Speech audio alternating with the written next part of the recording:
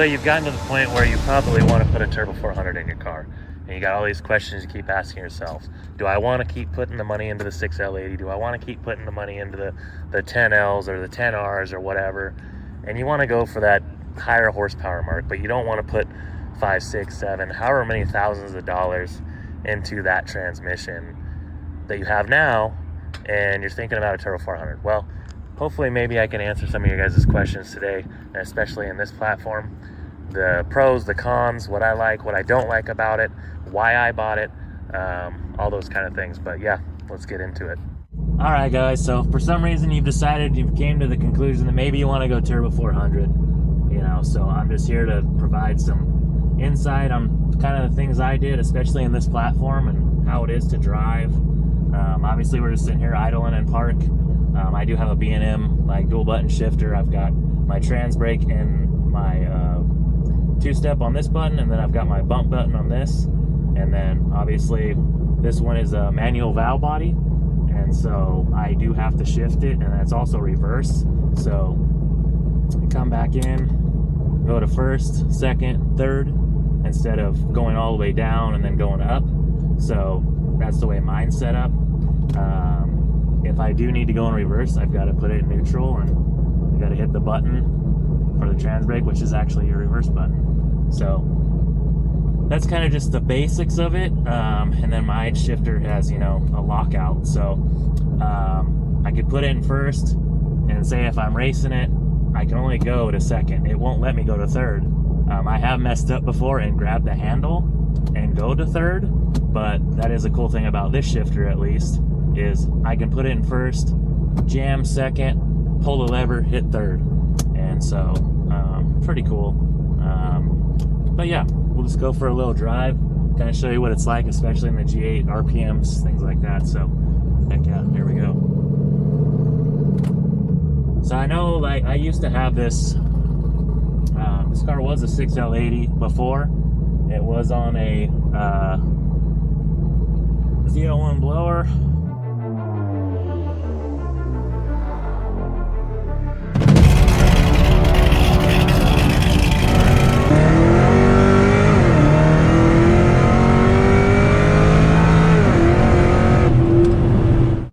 It was a lot of fun. The 6-speed was a lot of fun, and sometimes, I do miss it. This one's still an automatic, but I do have to shift it, like I said. And it's a lot different from the 6L80 life. I actually had my paddle shifters up here hooked up to the 6L80. Made it really awesome. With this Turbo 400, it is a lot different. It's a lot different RPM driving around. If you come to a stop and you're in any other gear, you don't want to downshift. At least for me, like, I was always told, don't downshift to first until you get stopped. And so it's just what I do. I go down to second, and as soon as I get stopped, I pop it in first. I never really downshift to first ever. I mean, there might have been an occasional time where I done it on accident. The only crappy thing about this too is like, I have my trans brake button set here, right? But when I'm not paying attention, sometimes I'll bump it, and because it's like boom, like instantly, like tries to engage it, and yeah, it's not a good time. You don't want to be doing that.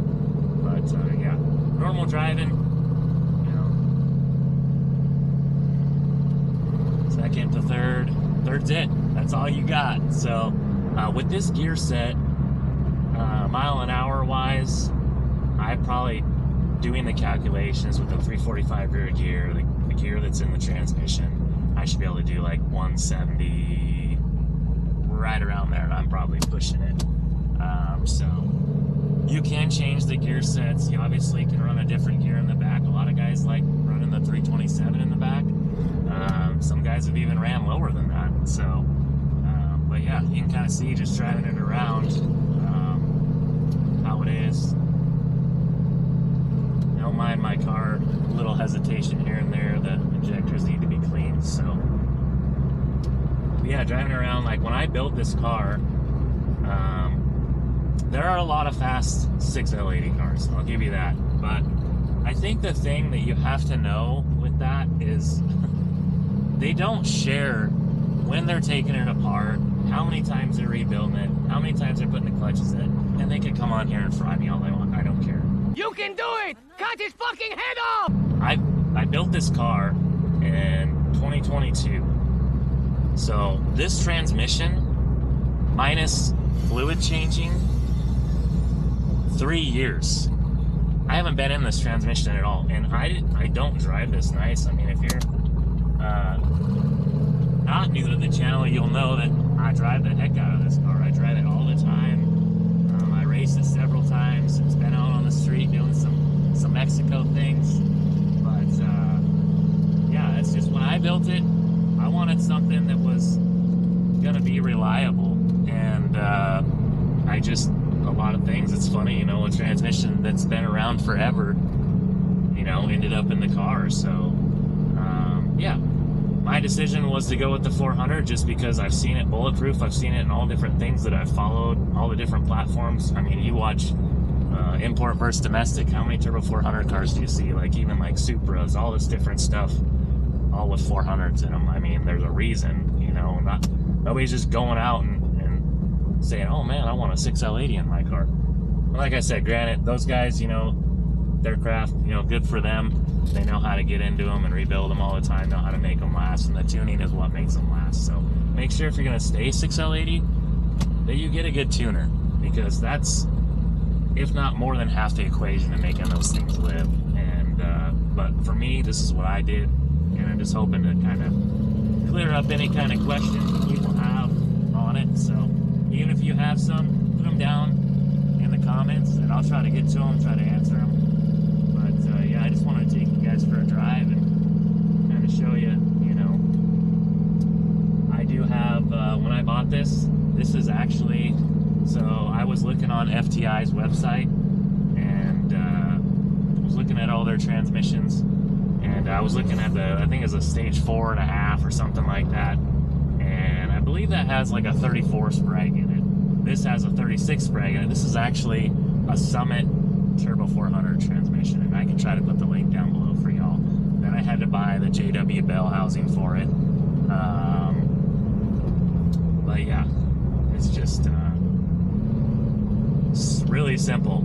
And then the rear of the transmission is actually bolted up to the stock cross member in this car. Single bolt with a nice energy mount. It's been that way for 3 years. I haven't had any issues. And I had to have a driveline made. I chose to do it local. You can do that, or you can go through the drive shaft shop or Koza or anybody else. There's several different options for a drive shaft of these things. As you can see, like driving this around, you know, you are still shifting it. Obviously, you're not using the clutch or anything like that. But yeah, play around gears. Always second.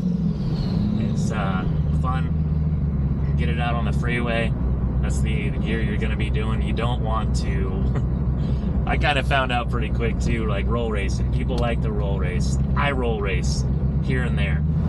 All right, so don't mind my fat stomach, big backing over here. But anyways, just telling you guys, when I got this transmission in here, I went out and I roll raced because I was all about the street stuff, and we didn't really do a lot of dig racing around here. Some here and there. Ended up finding myself roll racing, and after about 3 hits on the freeway, transmission was pushing coolant out of the vent. So then I had to get an overflow tank. So I believe I went with the ATI. I can't remember whose it is, but I actually had to put an overflow tank on this thing for the vent. So when it got hot, it would vent into the overflow tank. Now, I don't have mine wearing recirculates. You can get them, and you can do that, but I'm always checking transmission fluid, making sure it's topped off, and I'm always changing it as well. That's a big thing too, is changing the transmission fluid quite often. If I go and I have a track day, before I go I change it, and if I'm going to go mess around usually afterwards, I change it. I just keep it red. I don't want it stinking. It's never stunk. Been in here for 3 years. Holds up pretty good, so yeah, just kind of that. But yeah, get on the freeway here, kind of show you guys some mile an hour and different things like that. So I'm in second gear right now.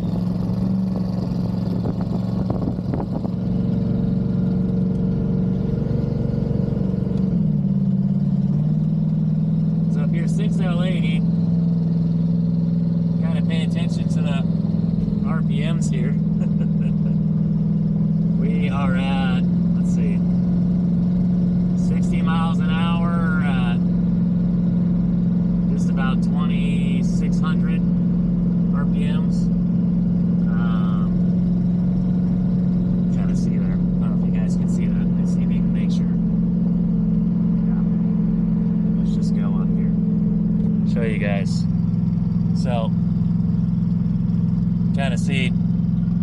got 60 at about 2600. We step up to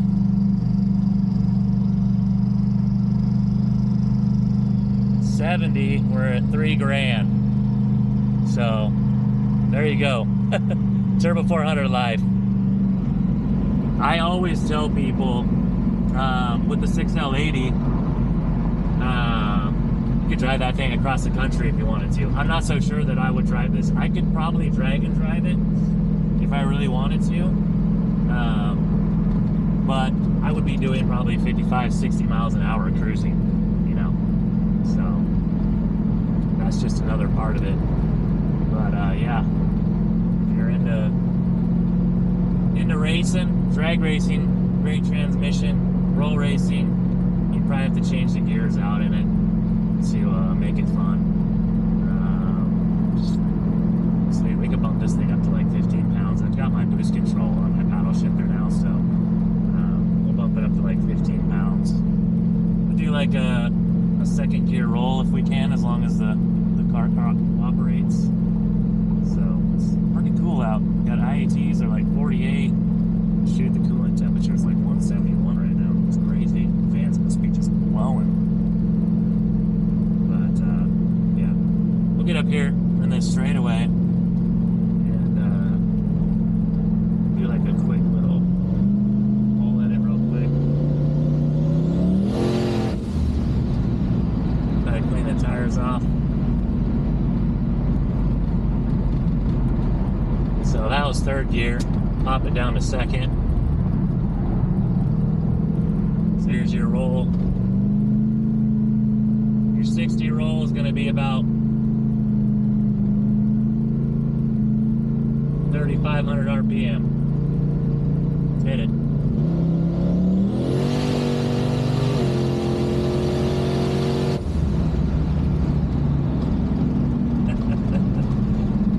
Just a little bit of boost for y'all. Nothing too crazy. All right, so pulled up to a spot out here, out by my buddy's house.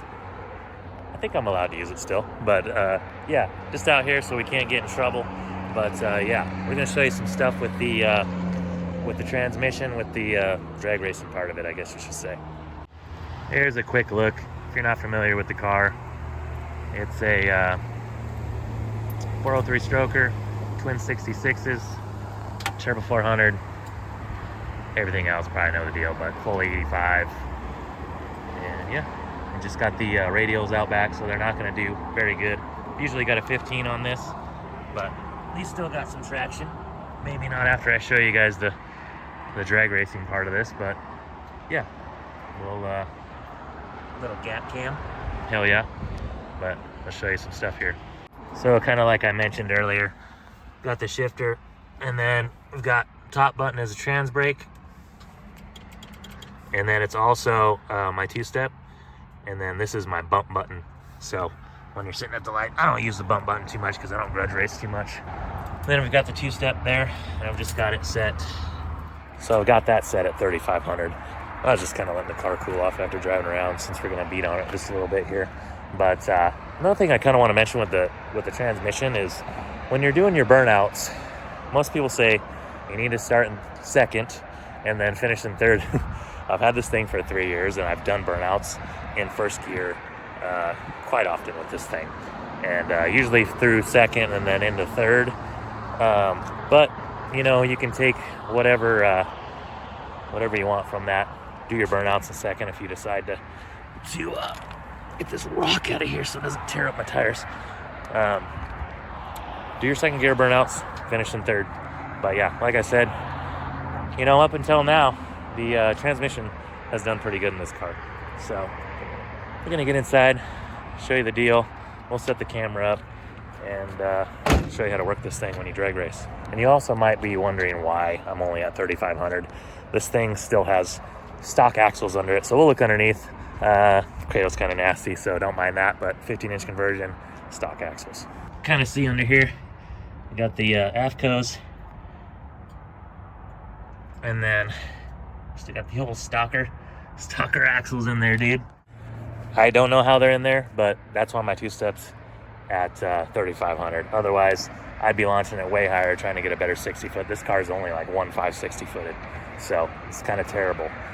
But at least in this form. So real lazy off the line on every pass you've ever seen it done. If you've ever watched the channel, that's why it's always down there in the lazy. But it spins quite often too, just depending on the track and the tires. But yeah, let's get in this thing.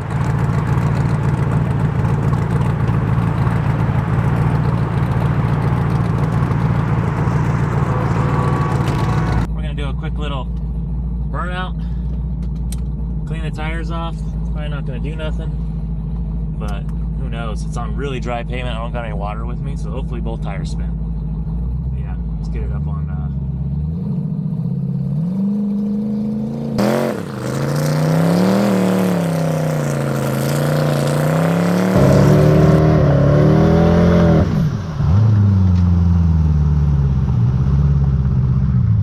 got our button to do reverse. Try to get back in our tracks as best we can.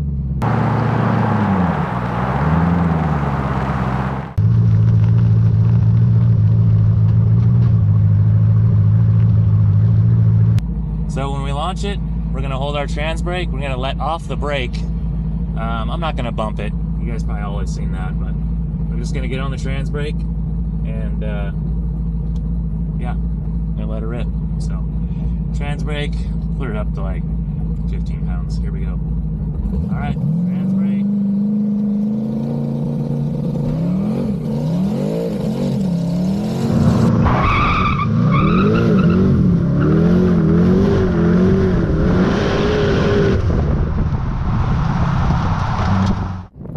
No shot, bro.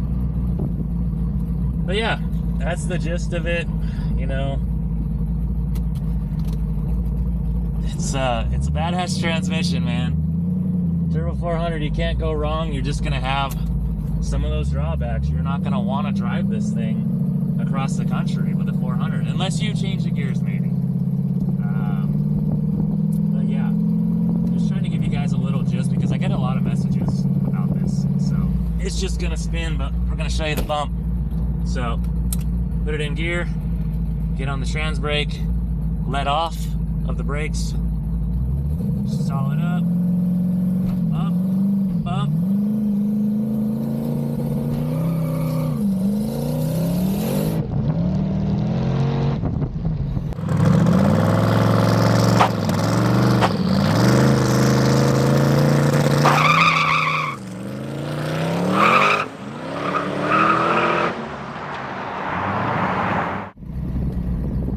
Basics, man.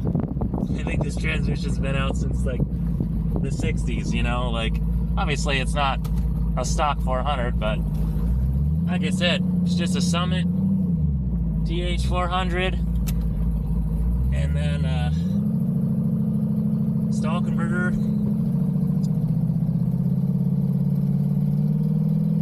driveline, energy mount. All right, so picked up all my cameras. Thanks, Jason. I don't think you were home because you probably would have came out here. But thanks for your road, bud. Let's go. Good little spot to do some testing. But yeah, I just wanted to do it's probably not a short video by now, but I just woke up this morning. I got a message. Let's see who I got the message from. It just made me want to make this video today because I do get the question quite often. I also get the questions on how to set it up. Obviously, you're going to have to take your connector that's under the car for the 6L80 that plugs in. You're going to have to loop your CAN bus wires. And then you're also going to have to do some adjustments down here. There's one wire that you got to ground out for the old shifter, so your park, everything works. So Mike Dougal was the guy this morning that hit me up about the Turbo 400. And so hopefully this kind of sheds some light on it. I know he was kind of asking me what I thought, but you know, he was, let's see, yeah, he's just talking about doing it himself and how much it costs to do it himself, kind of wondering 6L80, 4L80, which is another cool one. I can't speak on that. I know people have done it, and then the Turbo 400. I've done the Turbo 400, and I love it. Other than the fact that you won't see me driving this thing across the country. So, I guess, you know, if I had anything I don't like about it, about the Turbo 400, is 3,000 RPMs at 70 miles an hour. So, I'm gonna get the car back to the house. Probably left out some things that maybe you want to know. Put those down in the comments. More than happy to share my experience. Like I said, you know, it's just a FTI converter that I got from Outlaw Race Engines. Jason's an awesome dude.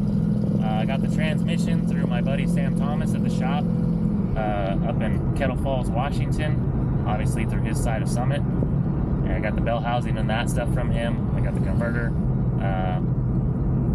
from Jason at Outlaw. And then the driveline was done here locally, John's at Hills Automotive. And it's held up. Never broke a U-joint, never, you know, anything. But granted, I'm only launching it at 3,500, 34, 32. It's been a lot of, never really launched it. I never tried up there. And I think next year that's something I want to do. I want to go out and break axles. I want to get out on a sticky track, and I want to see what I can get away with. So, and really like hammer down on this thing, because I think that it's got enough to run an 8.